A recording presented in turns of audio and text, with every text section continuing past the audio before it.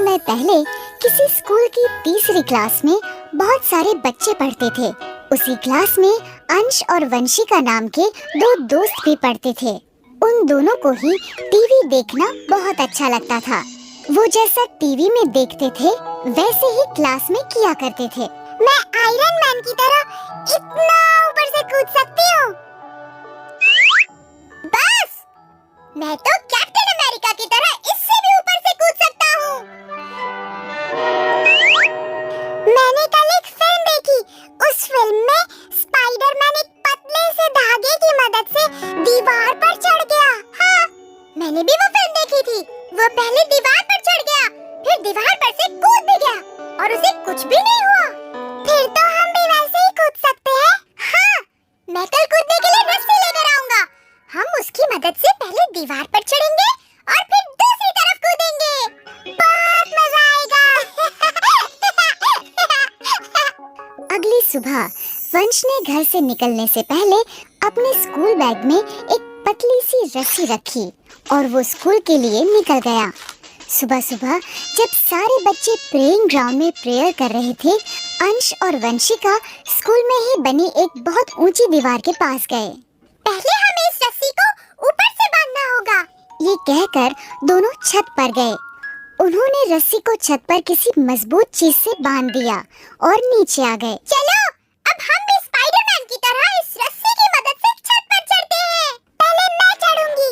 वंशिका ने रस्सी पकड़ी और उस पर चढ़ने लगी, लेकिन वो रस्सी पर नहीं चढ़ पा रही थी। ये देखकर अंश ने कहा, तुमसे नहीं होगा, दिखाओ, मैं चढ़ता हूँ। अंश ने वंशिका से रस्सी ली और वो रस्सी पर चढ़ने लगा, लेकिन रस्सी बहुत पतली थी, इसलिए अंश के थोड़ा जोर से खींचने पर ही टूट गई। ये तुमने क्या किया? तुमने रस्सी तोड़ दी। कोई बात नहीं, हम स्पाइडरमैन की तरह ऊपर नहीं चढ़ सकते तो क्या हुआ? उसकी तरह ऊपर से कूद तो सकते हैं।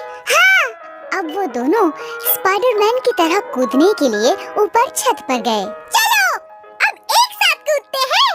ये कहकर वो कूदने के लिए आगे बढ़े। तभी दूर से उनकी टीचर ने उन्हें देख लिया। टीचर उन्हें रोकते हुए चिल्लाकर बोली, अंश, वंशिका, दीवार से पीछे हटो। टीचर के ऐसा कहने पर वो दोनों पीछे हट गए। टीचर उनके पास आई और बोली, ये तुम क्या कर रहे थे? हम स्पाइडरमैन की तरह छत से कूद रहे थे। हाँ, हमने टीवी में देखा था, स्पाइडरमैन ऊपर से कूद गया और उसे कुछ भी नहीं हुआ। इस पर टीचर ने उन्हें समझाते हुए कहा, हाँ, पर बच्चों, वो टीवी में था और टीवी में हर चीज असली नहीं होती। वो सब बनावटी और नकली होता है, जिसे सिर्फ एंटरटेनमेंट के लिए बनाया जाता है। इसलिए हमें कभी भी टीवी में दिखाई जाने वाली चीजों की नकल नहीं करनी चाहिए। टीचर के ऐसा समझाने पर बच्चे समझ गए। सॉरी टीचर, हम आपकी बात समझ गए।